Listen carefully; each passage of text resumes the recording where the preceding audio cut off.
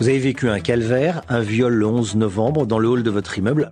J'entends des bruits de pas courir derrière moi et en fait je me retrouve plaquée au sol. Une jeune femme qui a été très peu soutenue, qui s'appelle Claire Géronimi. Vous prenez la parole sur RMC pour dénoncer l'insécurité dans laquelle vivent les femmes au quotidien. Éclat, un mot à double tranchant qui symbolise à la fois brisure et rayonnement, cassure et sentiment. Je suis Claire Géronimi et à la suite de mon agression, j'ai décidé de donner la parole à des personnalités inspirantes pour mettre en lumière leur vision féminine si singulière. Femmes politiques, journalistes, psychologues, avocates ou encore victimes échangeront avec moi sur leurs sentiments et leurs interrogations de notre place dans la société. Je désire également mettre l'accent sur leurs histoires marquantes afin de vous fournir, chères auditrices et auditeurs, les clés vers votre propre éclat. Bienvenue dans le podcast Éclat de femmes. Bienvenue dans le podcast Éclat de femmes. Aujourd'hui, nous sommes à l'Assemblée nationale. Nous avons interviewé Hanan Mansouri, plus jeune députée et femme élue de France. Dans cet épisode, vous allez découvrir son agression, également son engagement, ses challenges et sa vision de la femme dans la société. Bonne écoute.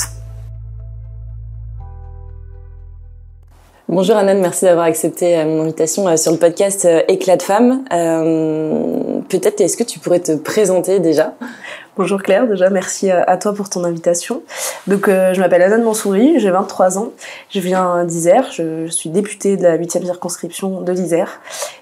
Et voilà. Ton parcours, du coup, je crois que tu es encore étudiante justement, ouais. Et tu es aussi la plus jeune députée, en tout cas de l'Assemblée. Donc, ouais. Exactement. Je suis du coup à la fois députée et aussi en études. C'était important pour moi d'être diplômée quand même à la fin de mon cursus. J'ai fait une fac de droit à l'université de Grenoble, qui s'est bien passée, qui m'a plu, et donc je me suis dit que j'allais quand même continuer en faisant un master à distance. Ok, du coup, plus jeune justement députée, tu termines justement, tes études, c'est en master, c'est ça ? En master, exactement. Et j'aime bien poser une question un peu spécifique à mes invités, c'est quelles sont les 3 qualités qui font éclat chez toi ? Je dirais ma loyauté, la force de mes convictions et mon autodérision aussi, qui est vachement utile en politique. Je pense qu'on aura l'occasion d'en reparler tout à l'heure, mais c'est quand même pas facile d'être élu aussi jeune, avec un profil comme le mien. Donc il faut savoir aussi prendre du recul sur certaines choses, donc c'est utile. Je l'entends totalement. Peut-être, du coup, on peut aborder justement la question, qu'est-ce qui t'a poussé à t'engager en politique ? Et au départ, c'est vraiment un esprit de contradiction. J'ai fait un bac ES, donc j'avais des cours de sociaux à l'époque, et l'enseignement qu'on nous donnait, je le trouvais complètement pessimiste, où on expliquait que, en gros, si on était une femme, si on était issu de l'immigration, on allait vraiment avoir beaucoup de mal à réussir dans la vie, entre guillemets, ou en tout cas à attraper l'ascenseur social. On nous expliquait que ça existait quasiment pas en France. Et moi je refusais un peu ce constat-là, et du coup ça menait à beaucoup de débats avec mes professeurs notamment, et puis j'ai un camarade de classe à un moment qui me dit écoute, je partage tout ce que tu dis et je suis engagée dans un parti politique, donc si tu veux venir à une réunion ça peut te plaire. Et je l'ai suivi à une réunion et effectivement ça m'a beaucoup plu et j'y suis restée. Voilà. Ok. Et ça, du coup, c'est comme ça que tu t'es aussi engagée à l'Uni aussi ? Oui, c'est ça, exactement. Okay. Donc là, cette histoire-là, ça se passait, du coup, j'étais entre la première et la terminale.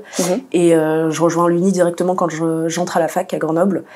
Voilà, j'y rencontre des copains que je m'étais déjà fait dans mon parti politique.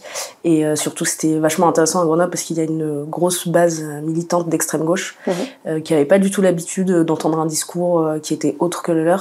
Donc c'était vachement intéressant d'aller débattre et de montrer aussi qu'il y avait d'autres façons de penser, même à Grenoble. Ok. Aujourd'hui, tu es dans le parti de l'UDR, du coup, le parti d'Éric Ciotti. Est-ce que tu peux nous expliquer en quelques mots justement Quel est ce parti ? Alors l'UDR, il repose sur 3 grandes bases. C'est l'autorité, la liberté et l'identité. Parce qu'on considère l'autorité comme une façon d'avoir de la sécurité tout simplement pour tout le monde, notamment aussi pour les femmes, on en reparlera tout à l'heure. La liberté, c'est tout simplement pouvoir vivre de son travail. On est dans un pays qui malheureusement impose des normes qui sont atroces pour nos entrepreneurs notamment. Et donc c'est les décharger de ça. Et l'identité aussi, c'est de retrouver des valeurs communes, de nous rassembler et de faire nation pour évoluer ensemble. Ok. En plus, c'est justement un plutôt très très jeune parti que tu as rejoint, donc je suis sûre qu'il y a plein de choses à faire et à mettre en place. C'est un peu comme une aventure, on va dire, entrepreneuriale aussi, je suppose. Exactement. Ouais, c'est très très stimulant. On travaille en main dans la main du coup avec Éric Ciotti, qui m'a fait confiance et qui m'a nommé d'ailleurs secrétaire général du parti. Et donc on est en train de structurer tout le parti à l'échelle nationale pour avoir aussi des fédérations locales et essayer d'avoir du monde qui rejoigne cette aventure-là. Aujourd'hui, tu es la plus jeune députée de France et femme aussi. Comment est-ce que tu arrives justement à t'imposer en tant que plus jeune députée et je suppose femme Je pense que déjà j'essaye de travailler au maximum, de montrer mon sérieux aussi. Je sais que je suis jeune et c'est plus ça le côté entre guillemets qui peut être handicapant, c'est la jeunesse. Le fait que certains de mes collègues, notamment à gauche, me méprisent un peu pour ça, mais je crois que quand on a des convictions auxquelles on croit profondément, il faut juste montrer qu'on arrive à les porter. Et ça me met une certaine rigueur dans mon travail et du coup c'est vachement chouette parce que je travaille davantage, on apprend sur plein de sujets. J'ai aussi l'avantage d'avoir des retours de terrain qui sont très importants pour moi. En ce moment, il y a la crise agricole. Je rencontre pas mal d'agriculteurs sur mon territoire en hiver qui m'apportent beaucoup de choses, beaucoup d'éléments qui aussi me permettent de pouvoir fournir un travail plus technique à l'Assemblée. Tu as reçu beaucoup de critiques de la part surtout des députés de gauche. Ouais, j'ai reçu pas mal de critiques. À la fois sur mon âge, après ça c'est des trucs un peu on me traite comme une gamine, on me méprise un peu. Mais surtout le vrai sujet c'était quand j'ai été candidate en fait, j'ai subi une grosse vague de cyberharcèlement où on m'insultait d'arabe de service, de beurette, etc. C'est toujours les mêmes profils de personnes qui viennent de gauche. Et là, ça continue à l'Assemblée nationale. Et en vrai, c'est hyper grave de se dire qu'il y a des représentants de la nation qui font des différences pareilles, qui te méprisent pour des raisons en vrai qui sont complètement racialistes, alors qu'ils se... c'est censé être totalement l'opposé au final. Pour eux-mêmes se considèrent antiracistes alors que c'est les seuls à nous rappeler ça. Là où nous, à droite, justement, on prône une idée d'avoir une nation soudée, peu importe que tu aies des origines ou pas, tant que tu as un socle de valeurs communes. Ouais. Et ça, comment tu l'as vécu justement, ce cyberharcèlement? Enfin, c'est arrivé, comment tu l'as vu par le biais de... Quand tu étais candidate, justement, quand t'as... Ouais, c'est ça. Ouais. En fait, j'ai posté mon affiche de campagne et là, directement, j'ai reçu plein de messages, plein de commentaires sur Twitter et Instagram, des menaces de mort aussi. Donc, c'est quelque chose qui est hyper violent et hyper grave. Non seulement d'un point de vue personnel, déjà, 23 ans, recevoir des insultes pareilles et des menaces de mort, pour le simple fait d'être candidate pour un parti de droite, c'est quand même assez dur à encaisser. Et surtout, c'est assez vexant aussi pour les personnes qui votent à droite, qui sont dans le camp patriote, parce que on considère que ces gens-là, ils méritent d'avoir des insultes aussi fortes, alors que juste ils aiment leur pays, ils ont des valeurs qui se retrouvent à droite. Totalement. Ouais, c'est sûr que, en tant que citoyen, au final, même si tu viens d'une autre origine, c'est pas, on se sent du coup justement totalement délaissé par cette gauche et maltraité, on va dire aussi. Donc, c'est juste un peu hallucinant. Tu as aussi subi une agression ou plusieurs, je sais pas comment. Une agression, c'est ça. Une particulière, oui. Quand t'étais à l'Uni, est-ce que tu peux nous raconter cet événement? Déjà, c'était il y a combien de temps? C'était à l'époque des présidentielles, donc c'était en 2022. J'étais militante de l'Uni et j'étais responsable des Jeunes Républicains aussi en Isère. Et c'était un contexte qui était particulièrement tendu la période des présidentielles, parce que nous on faisait beaucoup d'actions militantes, mais c'était des collages, des tractages la journée sur le campus. Et en fait, mon agression, elle est arrivée à un moment où j'étais dans un cadre complètement personnel. C'était même pas une action de militantisme. Okay. J'étais dans un bar avec des amis. Le bar ferme, on sort et en fait, on se rend compte que sur la terrasse d'à côté, il y a plein d'antifas qui se lèvent en même temps que nous, qui se masquent, qui mettent des casquettes, des bonnets, qui commencent à nous suivre. Donc ils nous suivent sur une dizaine de mètres. Nous, on n'était que 3. Bon bah là on comprend que ça va mal se passer, donc on appelle la police. On n'a pas le temps de rejoindre la police que les antifas en fait nous chargent et nous tabassent en plein centre-ville de Grenoble. Et malheureusement il n'y a pas de caméra de vidéosurveillance à Grenoble, donc c'était pas possible de le retrouver. Et ce qui est encore plus scandaleux, c'est que donc il y a eu un procès et ils ont eu une peine de 70 heures de travaux d'intérêt général. Donc voilà, je me sens pas du tout réparée de mon préjudice parce que j'ai eu de grosses lésions quand même. C'est pareil, c'est hyper violent. J'avais 20 ans, je me fais tabasser. Enfin, c'est ma famille qui voit aussi des photos de moi complètement en sang. C'est un petit traumatisme, mais malgré tout, c'est pas. Moi, ça me conforte quand même dans l'idée que je mène le bon combat. Parce que déjà je sais que j'ai pas besoin d'aller frapper des gens en fait pour les convaincre, pour partager mes idées. Et en plus de ça, bah ça m'a endurci parce que la preuve en est 3 ans après je suis députée toujours avec les mêmes idées, donc ça n'a rien changé quoi. Oui, la petite revanche aussi, je suppose qu'aujourd'hui ils sont complètement. Ouais. Et tes parents, ils ont réagi comment justement à ça? Est-ce qu'ils ont eu peur pour toi que tu te fasses encore plus embêter justement après t'être fait agresser? Oui, bien sûr. Bah mes parents ils viennent pas du tout du monde politique. Évidemment que c'est violent de voir sa fille avec des images en sang sur internet. Après ils me font confiance, moi je les ai vachement rassurés là-dessus. Je suis pas là pour prendre des risques non plus, mais je continuerai de me battre fermement et ils me font confiance là-dessus, donc ça les rassure. Ok. Peut-être pour expliquer pour les citoyens qui sont pas familiers avec le monde politique, est-ce que tu peux nous expliquer un petit peu ta semaine type, parce que je pense qu'une journée ça sera pas assez représentable, mais une semaine type en tant que députée. Alors en général, je dois être à Paris principalement les mardis et mercredis parce que c'est les jours de commission et de vote en hémicycle à l'Assemblée nationale.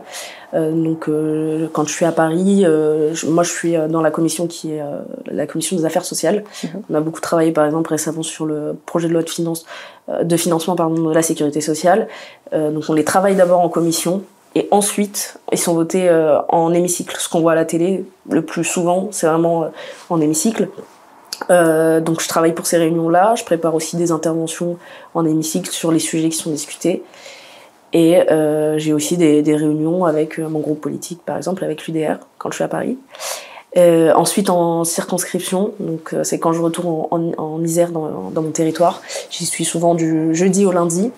Là l'objectif c'est de rencontrer un maximum de personnes sur le terrain parce que comme je le disais tout à l'heure, c'est eux en fait qui m'inspirent aussi dans mon travail législatif à Paris.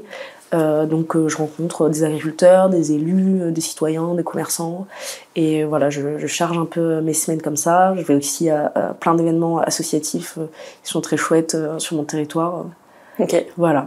Grosse semaine au final et je suppose que t'as pas beaucoup de temps de dormir non plus.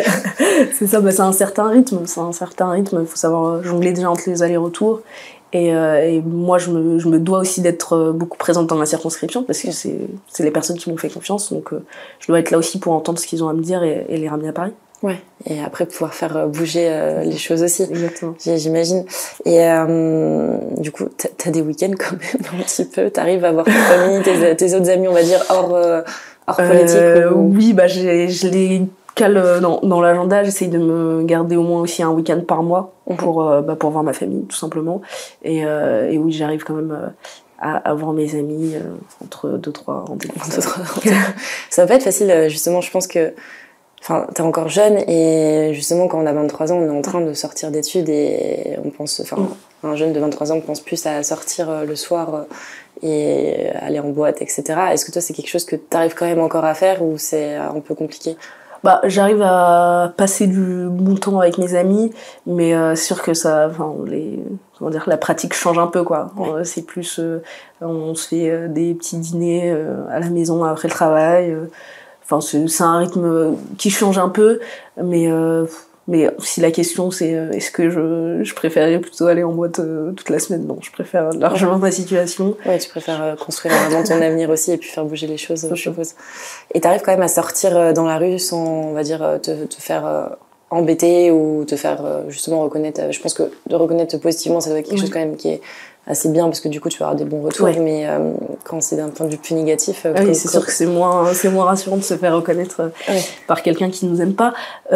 Ça va, ça m'arrive quelques fois quand je suis à Paris, mais la plupart du temps ça m'arrive en circonscription, et en circonscription les gens sont plutôt favorables et c'est plutôt agréable au contraire de pouvoir discuter avec des gens comme ça spontanément, donc ça me fait pas particulièrement peur.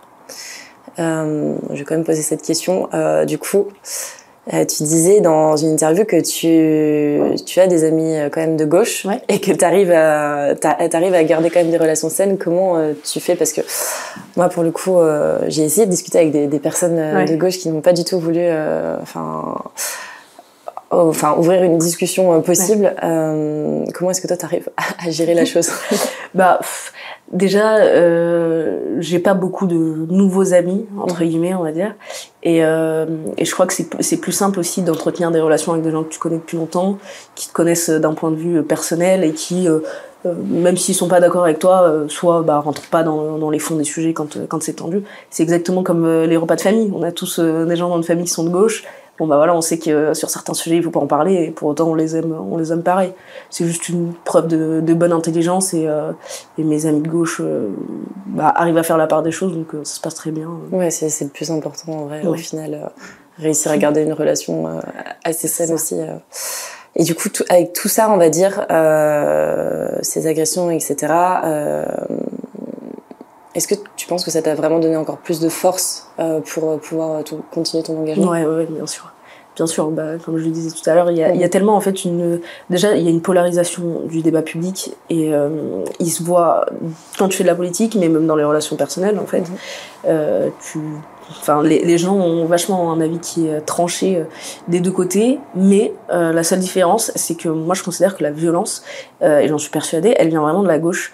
Donc c'est vachement c'est vachement compliqué de débattre sereinement avec eux, mais pour autant moi je sais que les valeurs que je défends, j'y crois vraiment et je pense qu'elles sont bien pour mon pays, donc ça me donne encore plus envie en fait d'essayer de diffuser encore plus nos idées, et sachant qu'aujourd'hui à droite en fait on a tellement de bâtons dans les roues en plus, d'un point de vue des médias, d'un point de vue universitaire, notre discours il est vraiment inaudible, et donc moi ça me fait vraiment plaisir, et c'est un challenge aussi d'essayer de diffuser nos idées, parce qu'au final c'est des idées de bon sens, quoi. C'est juste des idées basiques qui concernent le quotidien de millions de Français qui sont d'accord avec nous, et dont la gauche a réussi l'exploit de diaboliser depuis pas mal d'années maintenant.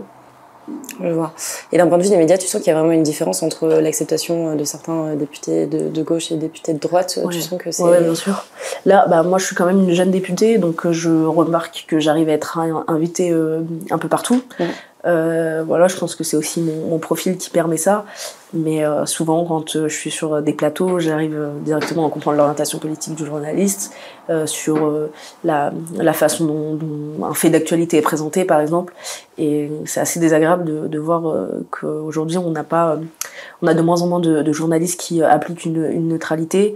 Et pour autant, à l'inverse, on a quand même des avis qui sont très durs sur certaines chaînes. Par exemple, je pense à toutes les chaînes de Bolloré. C'est C8 qui va être complètement censurée par l'Arcom juste parce qu'elle fait preuve de liberté d'expression. Donc il y a un peu un deux poids deux mesures. Pour l'instant, j'en suis pas trop victime, mais je pense que c'est parce que c'est le début de mandat et mon profil aussi. Tu sens que t'es assez censurée, genre quand tu vas justement dans certains médias où tu dois adapter justement ton discours en face du journaliste pour pas te faire taper dessus ou... Non, mais ça va. Alors non, mais après il y a certains cas de figure où je suis un peu plus sur la retenue, parce que quand je suis sur un plateau avec deux journalistes d'une orientation politique et deux autres invités qui partagent le même avis que le journaliste, c'est vrai qu'à 4 contre 1, t'as pas trop... c'est un peu compliqué.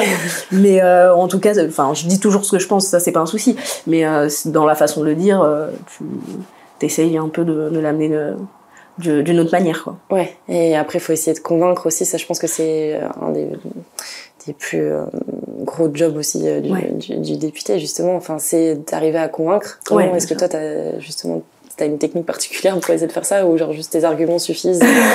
Non, j'ai pas de technique particulière.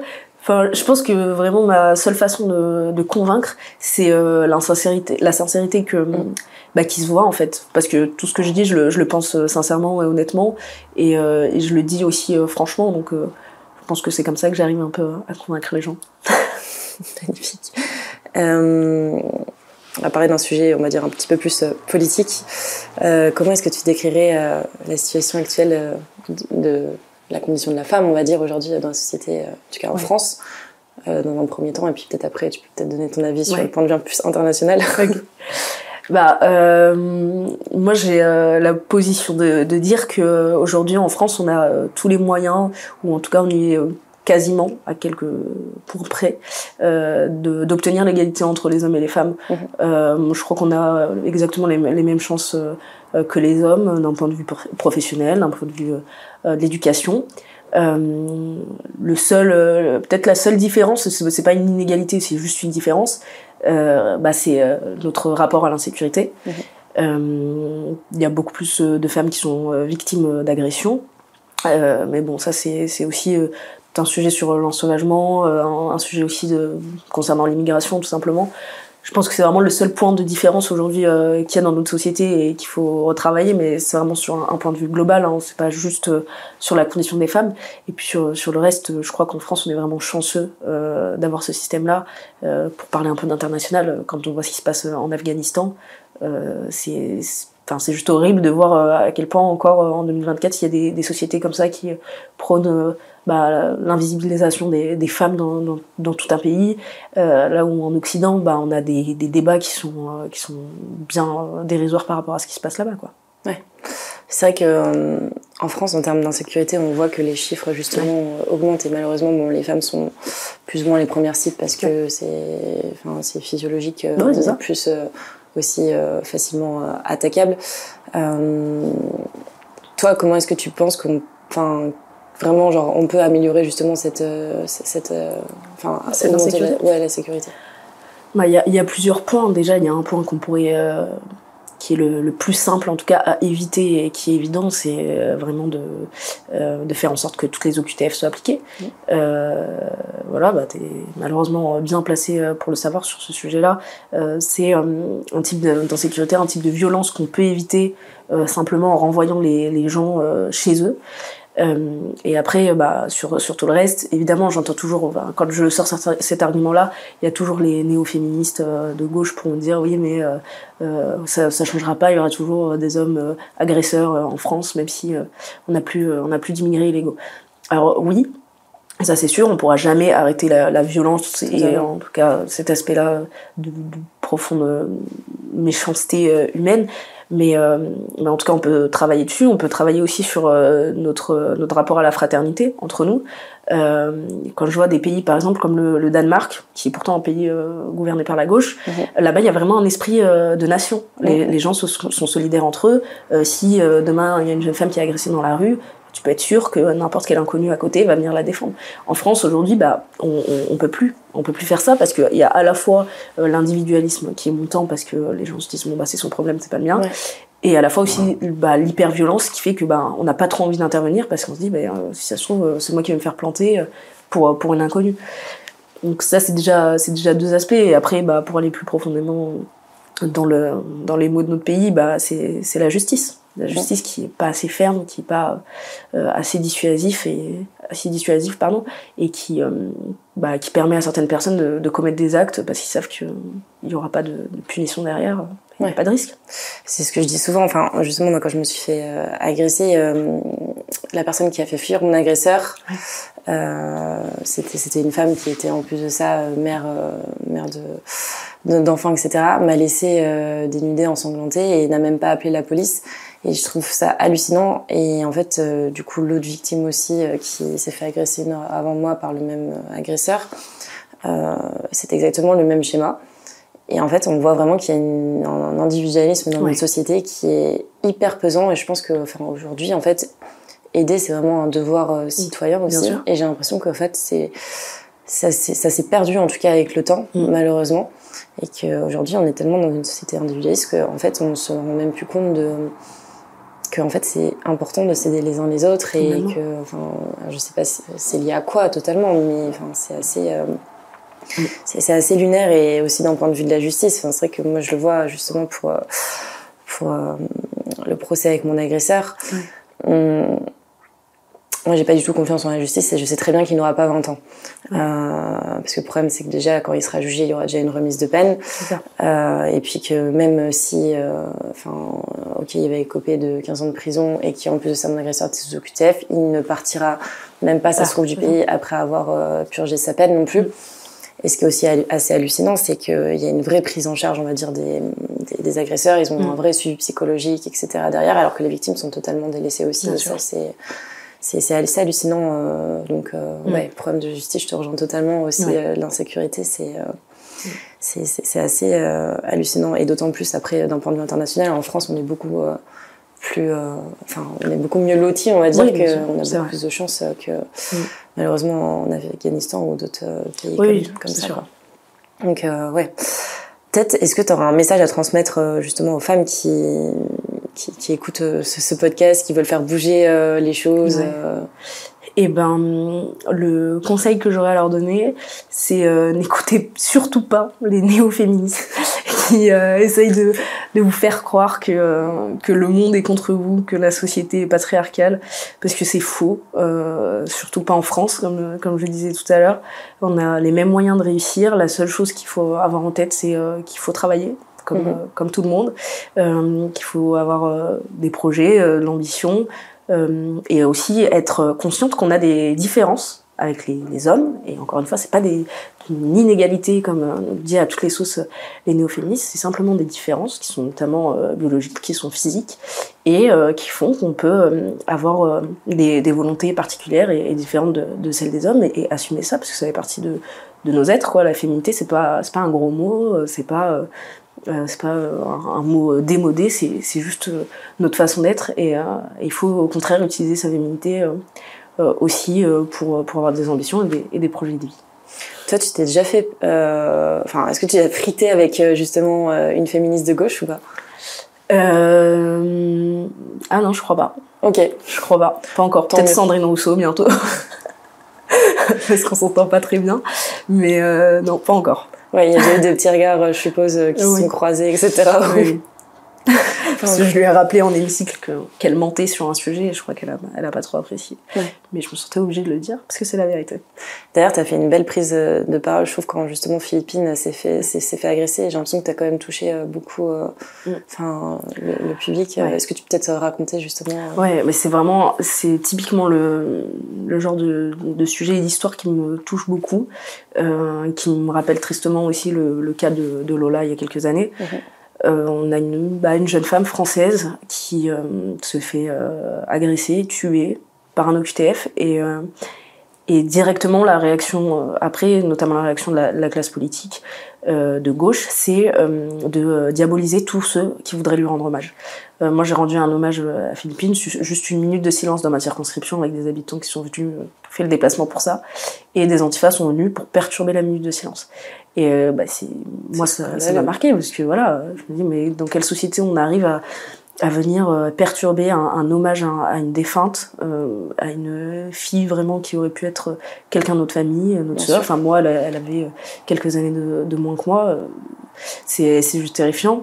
Et du coup, j'ai décidé de prendre la parole en hémicycle pour en parler, pour demander au Premier ministre et au ministre de l'Intérieur comment ils comptaient aussi résoudre ce problème-là, qui est beaucoup trop récurrent. Quand la presse essaye de nous faire croire que c'est un fait divers, c'est pas un fait divers. Parce que Philippine, elle a pas, comme je l'ai dit, elle a pas été tuée par le patriarcat, mais elle a été tuée par un migrant illégal, et ça se résout beaucoup plus vite quand même, comme problème. Oui, surtout que c'était déjà une petite défaillance déjà de base, bien sûr, parce qu'il devait retourner justement au Maroc, il était en centre de rétention administratif, et en fait il n'a pas été surveillé non plus, donc c'est ça. Ouais. Et puis c'est vrai que il y a beaucoup d'affiches aussi qui ont été arrachées après, et toi, justement, il y a les antifas qui sont arrivés, il y a beaucoup d'affiches qui ont été arrachées par, je suppose, des personnes de gauche, et même, j'ai vu sur Twitter, il y avait une femme qui avait fait tout un débat parce que il y a écrit en gros migrants sur l'affiche et en fait ça dérange. Mais ça dérange alors que c'est la vérité. Aujourd'hui, on n'a plus le droit de dire la vérité. Enfin, moi, je veux dire, c'est pas de ma faute si Philippine, malheureusement, elle a croisé le chemin d'une personne qui était migrante illégale sur le territoire. Et qui l'a agressé et qui l'a tué. On a encore le droit de dire ce qui s'est passé. C'est ça la vraie violence en fait. Je sais pas quelle espèce de combat essaye de mener la gauche en arrachant des affiches en hommage à une de nos compatriotes. Mais en tout cas, moi, le combat que je menais, c'est celui de Philippine, celui de Lola et celui de tous les autres qui sont morts dans ces conditions-là. Bien sûr. Mais on voit quand même qu'il y a une certaine libération de la parole et un certain changement aussi des idées, j'ai l'impression, parce que, par exemple, pour l'hommage de Lola, il y a eu beaucoup de personnalités qui disent que, enfin, de personnalités de gauche qui disent que ça a été beaucoup repris par la droite, et ça a été très connoté, etc. Alors que, justement, enfin, moi j'ai fait l'hommage de Philippine, justement, à Paris, et je vois, ça s'est très bien passé. Et puis on n'a pas eu cette version de ok en fait les politiques de droite reprennent et ça a été moins moins j'ai l'impression par rapport à Lola, donc enfin je sais pas ce que t'en penses, mais j'ai l'impression qu'en tout cas aujourd'hui il y a une certaine évolution en tout cas de la conscience des... Oui, mais malheureusement je pense qu'il y a une évolution parce que ça arrive de plus en plus fréquemment et que mine de rien même l'opinion publique se rend compte qu'il y a une défaillance de ce point de vue là, donc c'est un mal pour un bien, on va dire, parce que je pense que d'ici quelques années, avec un peu de volonté politique, on réussira à résoudre le problème. Mais oui, faudrait pas que ça coûte trop de vie non plus pour qu'on arrive à prendre conscience du vrai problème et que ce soit entendu par tout le monde. Ouais. En tout cas, vous essayez de faire bouger les choses au maximum et puis. J'aime bien poser cette question justement aux personnes que j'interviewe. Quelle est ta figure féminine qui t'inspire le plus ? Je dirais Jeanne d'Arc. Ok. J'aime bien Jeanne d'Arc parce que déjà elle a prouvé à une époque à laquelle on penserait pas forcément, et les nouveaux féministes n'y pensent pas forcément parce qu'elle considère qu'il n'y a pas eu de grande figure féminine avant ce siècle-là. Et pourtant, au XVe siècle, on a une femme qui a pris son courage à deux mains, qui s'est battue pour son pays, qui a été reconnue malheureusement un peu plus tard parce qu'elle a quand même vécu un drame. Mais c'est quand même la preuve qu'avec un peu de volonté, même dans un contexte historique et politique tendu et beaucoup plus compliqué pour les femmes à cette époque-là qu'à la nôtre, elle a quand même réussi à faire de grandes choses. Et voilà, c'est une histoire qui me plaît bien. Ouais. Et ça change un petit peu d'autres figures, on va dire, aussi, que certaines féministes peuvent avoir. Je suppose que tu es encore très jeune, donc tu as encore plein de projets. Ouais. Où est-ce que tu te vois dans 5 ans, 10 ans ? Précisément, je ne saurais pas te dire. Très probablement en Isère, chez moi, parce que j'y suis beaucoup attachée. Et assurément toujours en train d'essayer de me battre pour mes convictions d'une façon ou d'une autre. J'ai commencé assez jeune la politique, j'avais 17 ans, et c'est vraiment ce qui m'anime au quotidien. Je me vois pas du tout faire autre chose, parce que le combat il est tellement grand, il y a tellement de choses à faire pour notre pays que j'ai envie de faire ça encore très longtemps, tant que j'aurai de la force. Et après, on verra, je sais pas si ce sera toujours dans le cadre d'un mandat ou pas. Il y a plein de façons aussi de faire bouger les choses, même dans le monde associatif, par son travail. Bien sûr. Voilà. Mais probablement en Isère, dans mes montagnes. Super. Et petite dernière question aussi. En fait, en ce moment, je suis en train d'écrire un livre et justement, je fais un recueil de toutes les personnes qui sont passées sur mon podcast. J'aime bien leur, justement mettre une petite phrase que les personnes, sur le podcast. J'ai mal formulé ma question, je recommence. En gros, justement, en ce moment, je suis en train d'écrire un livre et je pose toujours cette question à mes invités. C'est-à-dire qu'en fait, j'aime bien avoir un petit mot, une petite phrase qu'ils puissent laisser justement sur les dernières pages de mon livre. Est-ce que tu aurais quelque chose à dire pour toutes ces personnes ? Je dirais une phrase que je me dis souvent dans ma tête, c'est l'ambition tue la paresse. dans le sens où quand on a des projets, on est toujours porté par quelque chose, et la paresse, même si Sandrine Rousseau typiquement considère que c'est un droit, moi je crois que c'est du gâchis, parce que la seule chose qu'on a tous en plus, de façon indifférenciée, que ce soit un homme, une femme, peu importe, c'est notre temps. Et ce temps-là, il est précieux, donc autant l'utiliser pour faire des choses qui nous animent. Et pour ça, il faut se poser et avoir des objectifs. Super. Merci beaucoup, Anna. Merci à toi. Merci à vous d'avoir écouté cet échange entre femmes. J'espère que cette conversation vous a plu. Si c'est le cas, nous serions ravis de connaître votre retour et n'hésitez pas à nous mentionner en story sur les réseaux sociaux. Pour découvrir les nouveaux épisodes d'Éclat de femmes chaque semaine, abonnez-vous sur votre plateforme d'écoute préférée. Et si vous pensez que cela pourrait intéresser l'un de vos proches, je vous encourage à le partager avec lui. À très vite!